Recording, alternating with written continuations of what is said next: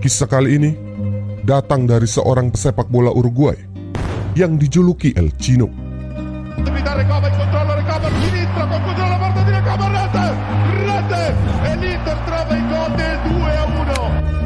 Kalian mungkin tak akan menyebutnya sebagai pahlawan.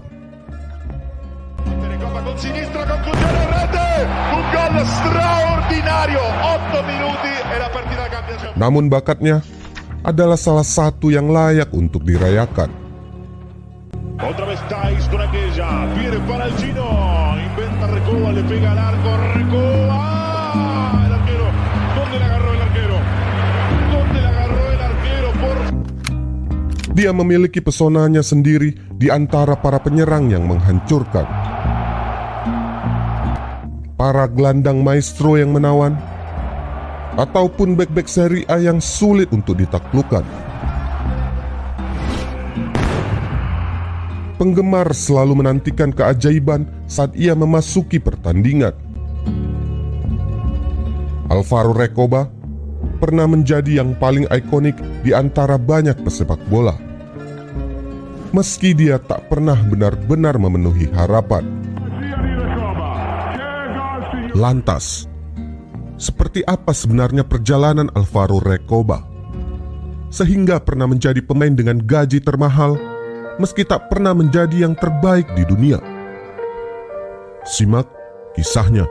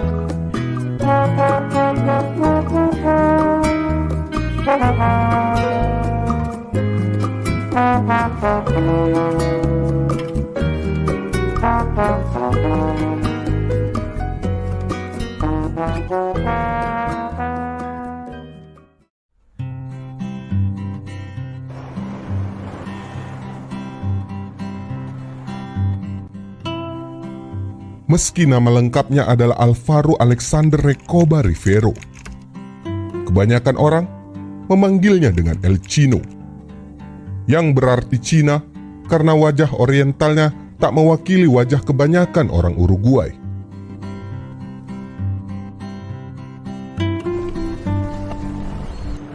Dia lahir di Montevideo pada tahun 1976 di tengah-tengah keluarga cukup mapan yang mendukung penuh karir sepak bolanya.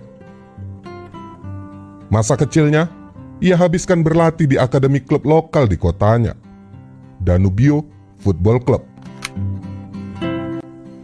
Di Uruguay, Danubio mungkin kalah pamor dengan Peñarol ataupun klub nasional. Tapi dalam urusan menghasilkan pemain bintang, klub ini terbukti berhasil.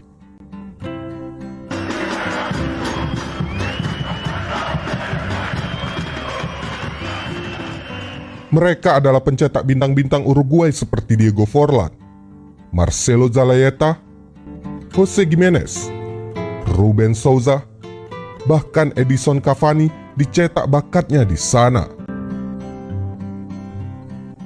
Setelah bermain beberapa musim di tim junior, dia melakukan debutnya untuk Danubio saat usianya 17 tahun.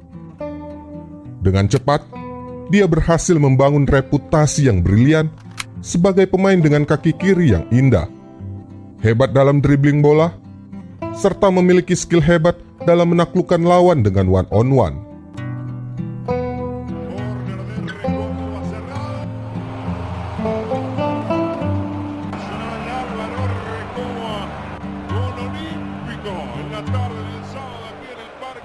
Dua musim bermain untuk tim berjulukan La Franja itu, Recoba sukses mencetak 11 gol dalam 34 penampilan. Dia lalu pindah ke Nacional, klub tersukses di Uruguay. Bermain di klub raksasa di negaranya, Recoba muda kembali unjuk gigi dengan mencetak 17 gol dari 33 penampilan antara musim 1996 dan 1997. Dan saat itu, dia sangat dipuja oleh supporter klub nasional. Recoba.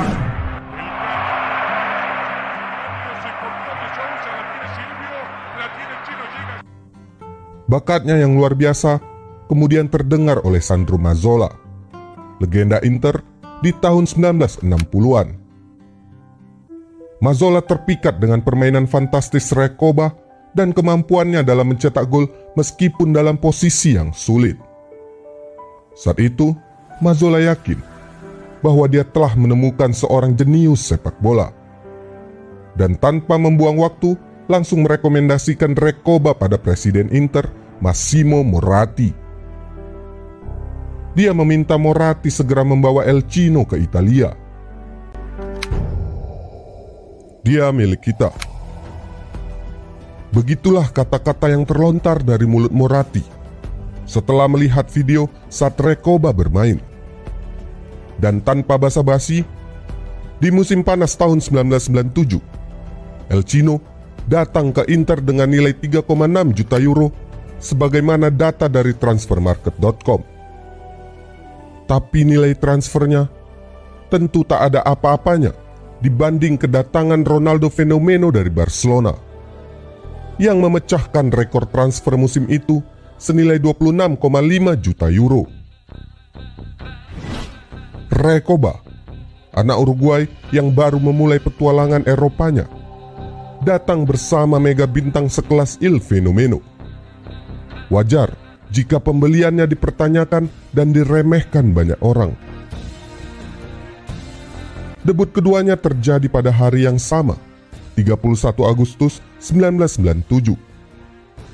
Kala itu, Inter menghadapi Brescia di San Siro sebagai laga pembuka Serie A musim 1997-1998. Spotlight tentu tertuju pada pemain termahal dunia saat itu, Il Fenomeno, yang sebelumnya mencetak 47 gol dari 49 pertandingan untuk Barcelona. Namun sayang, debut Ronaldo Fenomeno di laga itu ternyata tak berjalan lancar. Tendangan bebasnya membentur tiang gawang dan golnya dianulir karena offside. Brescia malah unggul lebih dulu lewat gol dari Jo Hübner. Pertandingan tersisa 18 menit lagi. Dan disinilah El Chino memperkenalkan dirinya pada Interisti.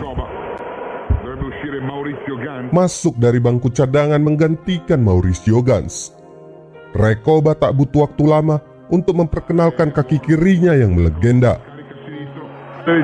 Menerima umpan dari Benoit Coward, El Chino melepaskan tembakan keras dari jarak 30 yards yang kemudian menyamakan kedudukan kedua tim. Golnya itu dijuluki Thunder Bastard.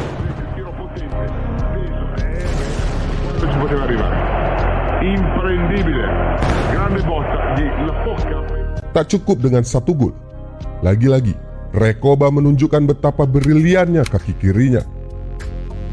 Melalui tendangan bebas yang dieksekusi dari jarak 35 yard, dia melesahkan tendangan melengkung keras yang bersarang di sudut gawang Brescia. Sebuah perkenalan yang sempurna dari kaki brilian Recoba. Seolah menjadi babak pembuka yang menggambarkan masa depannya di Inter Milan. Sayang, debutnya yang mempesona ternyata berakhir anti klimaks bagi Recoba di musim itu. Recoba sempat masuk sebagai pemain pengganti di pertandingan kedua Inter saat menghadapi Bologna yang berakhir dengan kemenangan bagi Inter dengan skor 4-2. Dan sejak itu, dia tidak bermain lagi sampai pertengahan musim. Saat Inter melawan Empoli, dia sempat masuk dari bangku cadangan dan berhasil mencetak gol. Namun, itulah gol terakhirnya di musim itu.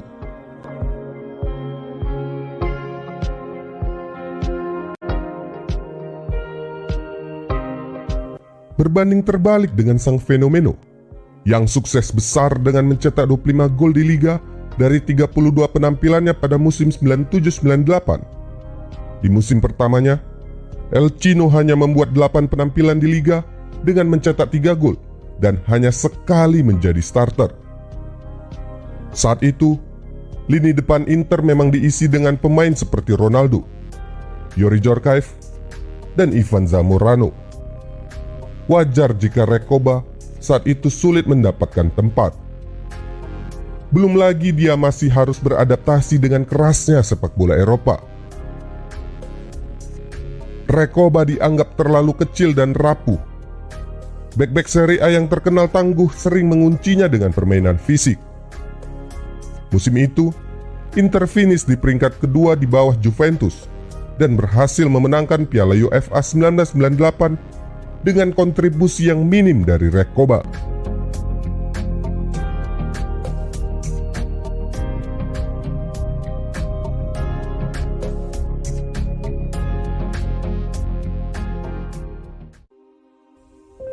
Awal musim 98-99 tak berjalan mulus bagi El Chino.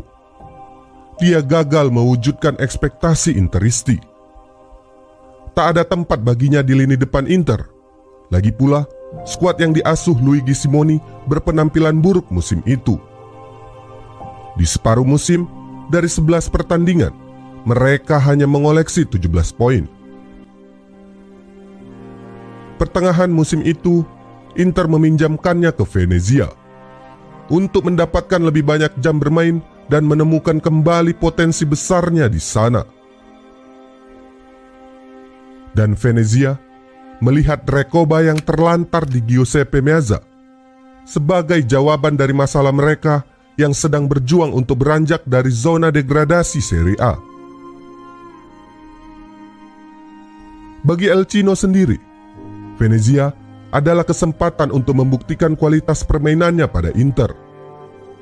Dan jika 6 bulan itu berjalan buruk, setidaknya dia tinggal di salah satu kota paling indah di dunia. Kedatangan Recoba ke Pierluigi Penzo langsung menunjukkan hasil. Apalagi karena pelatihnya Walter Novellino berhasil membangun tim yang sesuai dengan gayanya bermain.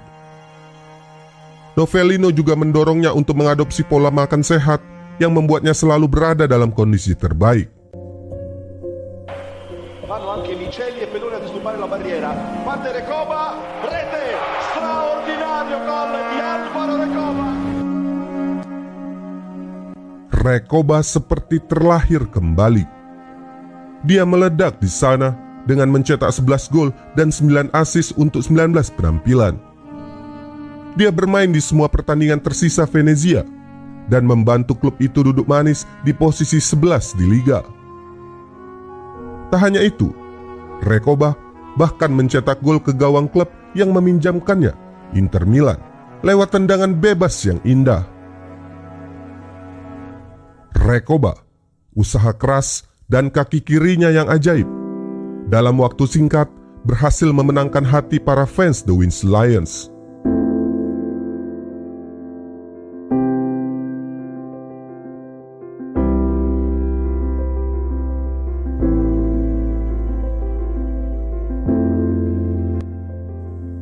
Pippo Maniero, pemain lini depan Venezia yang kala itu membangun duet mematikan bersama Recoba, mengenang masa singkat kebersamaan mereka. Seolah-olah kami telah bermain bersama selama 10 tahun. Padahal sebenarnya kami tidak saling mengenal. Dengan melihatnya saja, sudah cukup untuk memahami apa yang perlu saya lakukan. Saya bisa langsung melihat kemana dia akan menempatkan bola. Sulit dijelaskan, karena chemistry kami begitu alami. Maniero pun mengakui bagaimana pengaruh Recoba berdampak sangat besar pada tim mereka.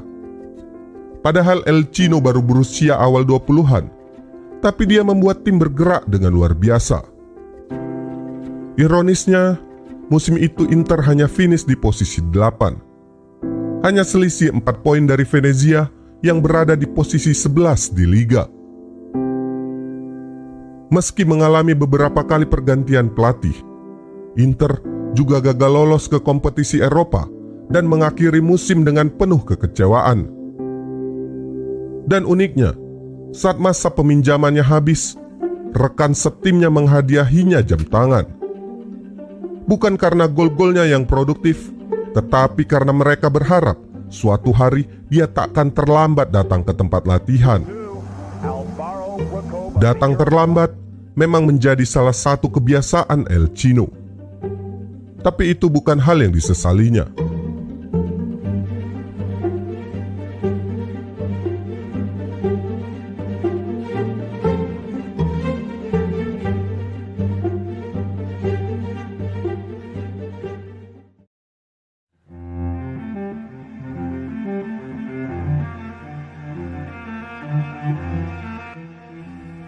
Melihat gemilangnya Recoba di kota Venice, Moratti dan Marcelo Lippi pun langsung membawanya kembali ke Milan. Musim itu dia menjadi pemain kunci di bawah Lippi dan tak melewatkan satu pertandingan pun. Sayangnya, kondisi internal tim sedang tak baik-baik saja. Ruang ganti pecah dan Ronaldo Fenomeno yang menjadi andalan mereka harus absen karena cedera. Inter pun finish di posisi 4 di Liga dan harus bertarung di kualifikasi agar bisa lolos di Liga Champions musim 2000-2001. Namun sialnya, mereka malah kalah dari klub Swedia Helsingborg. Dengan skor 1-0, Inter terpaksa turun kasta ke Piala UEFA. Oktober tahun 2000, Lippi dipecat dan digantikan Marco Tardelli. Bagi Recoba, ini tentu menjadi masalah. Baru saja dia bermain optimis selama semusim, pelatih baru datang dan memaksakan dengan konsep barunya. Lebih buruk dari Lippi, Tardelli malah hanya mampu membawa tim sampai 16 besar di Piala UEFA dan finish di posisi 5 di Liga.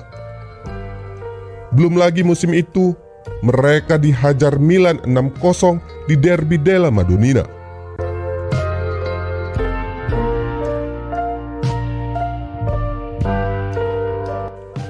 Moratti kecewa. Hector Cooper, yang sebelumnya melatih Valencia, datang menggantikan Tardelli.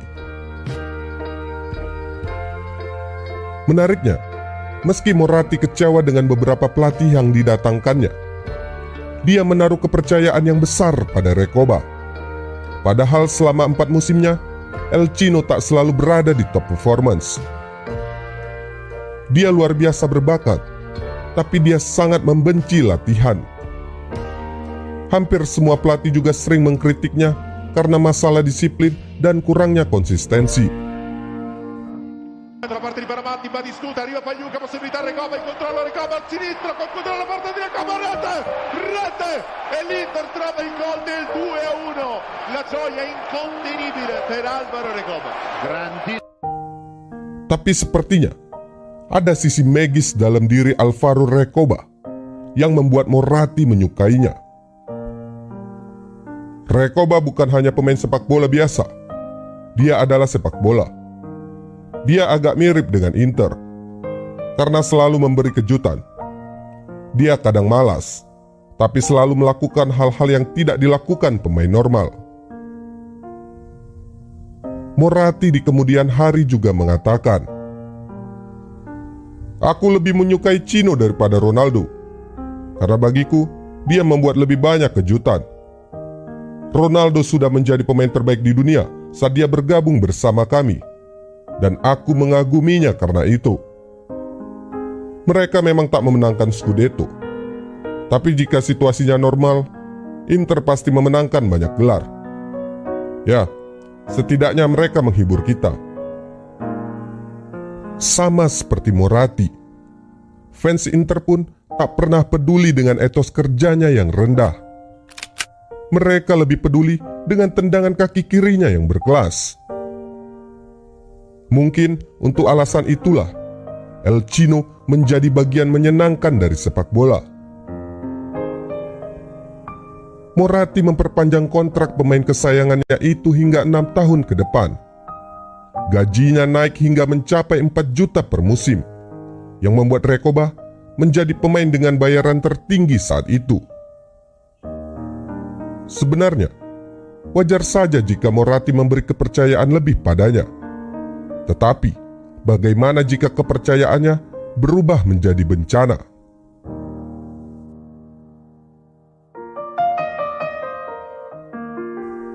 Secara mengejutkan, pada Juni 2001, El Chino di-ban selama 1 tahun oleh Federasi Sepak Bola Italia karena terlibat dalam skandal paspor palsu. Peristiwa ini dikenal dengan paspor skandal di sepak bola Italia. Namun, hukumannya dikurangi menjadi 4 bulan setelah dia mengajukan banding, yang membuatnya bisa kembali bermain di bulan Desember. Tak disangka, saat bisa bermain lagi, beberapa cedera mulai mengganggu performanya. Mulai dari cedera lutut, pergelangan kaki, hingga cedera bahu. Di akhir musim, Inter finish di posisi ketiga di Liga. Hanya selisih 2 poin di belakang peraih Scudetto Juventus. Ketika itu, Ronaldo pun memilih untuk hengkang ke Real Madrid. Pada dasarnya, di bawah asuhan Cooper, performa Recoba lumayan. Dia mampu bermain cukup teratur dan memiliki kontribusi pada kesuksesan tim. Namun, pendekatan Cooper yang ultra defensif kurang disukai Moratti. Di lapangan, Cooper menggunakan formasi 4-4-2 dan menempatkan El Chino sebagai gelandang kiri yang kurang cocok untuknya.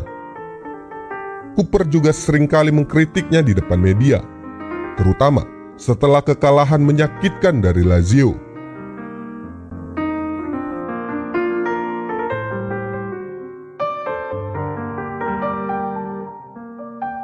Di musim 2003-2004, Recoba hanya tampil dalam 18 pertandingan. Tetapi, dia masih mampu mencetak 8 gol dan menjadi pencetak gol terbanyak kedua di belakang Bobo Vieri. Oktober 2003, Hector Cooper dipecat. Selain karena performa tim yang buruk, Moratti menganggap dia gagal menemukan skema yang tepat untuk Recoba, pemain kesayangannya dengan gaji termahal di Inter.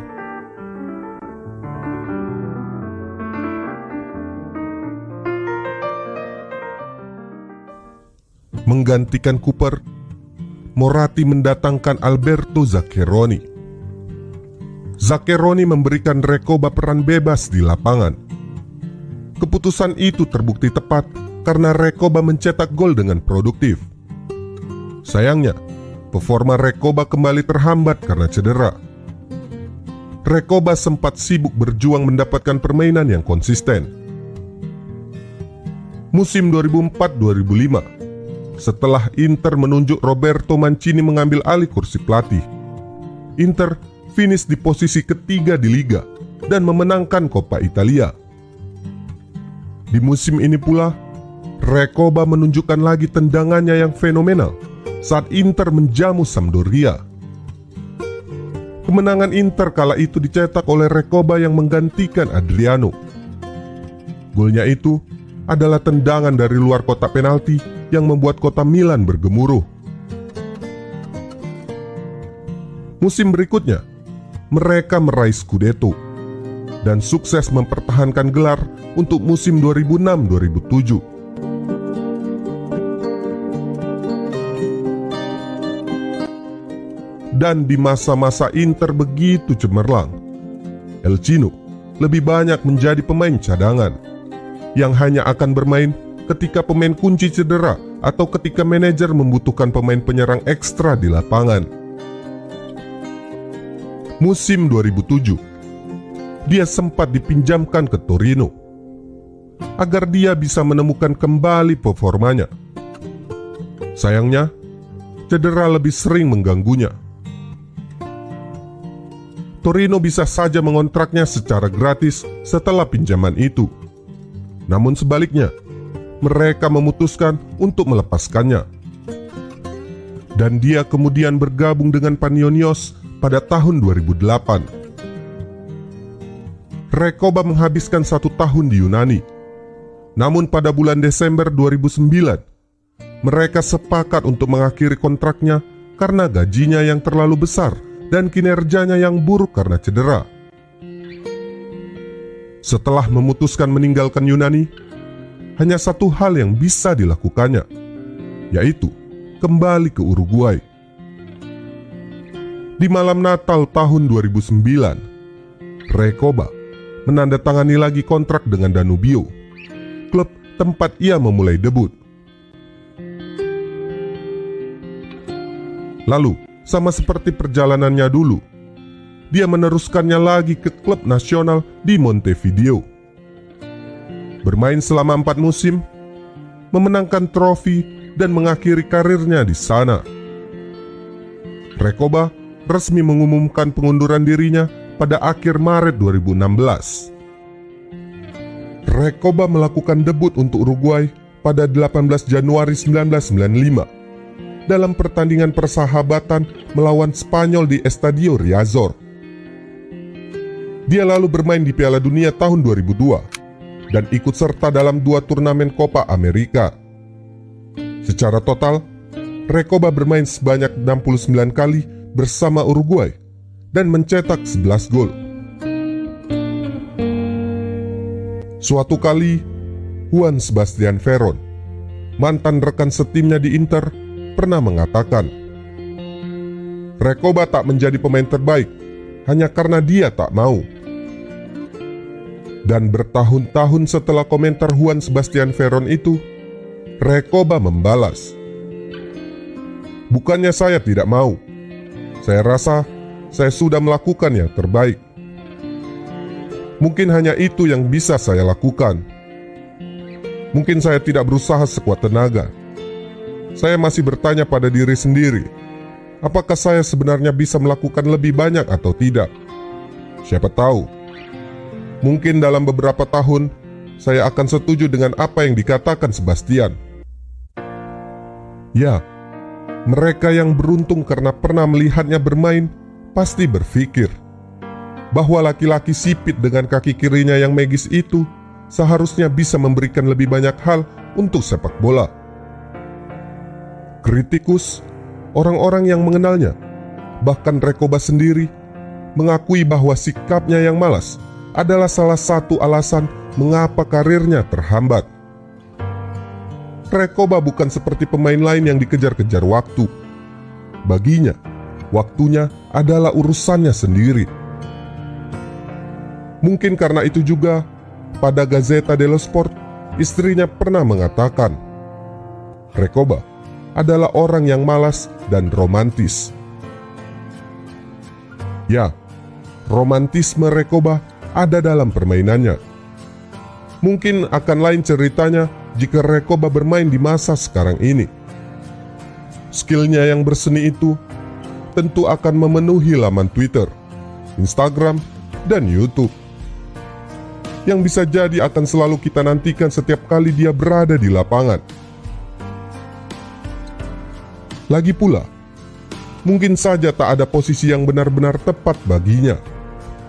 Entah itu striker kedua, trequartista, sayap kiri atau kanan, tak satu pun dari mereka sepenuhnya cocok untuknya. Mungkin karena satu-satunya peran yang dia rasa nyaman adalah menjadi Alvaro Recoba. Mungkin kita perlu berterima kasih padanya, karena setiap kali kita mengingat caranya bermain, kita akan melihat sepak bola sebagai seni yang indah. Terlepas dari kemalasannya, Alvaro Recoba adalah legenda.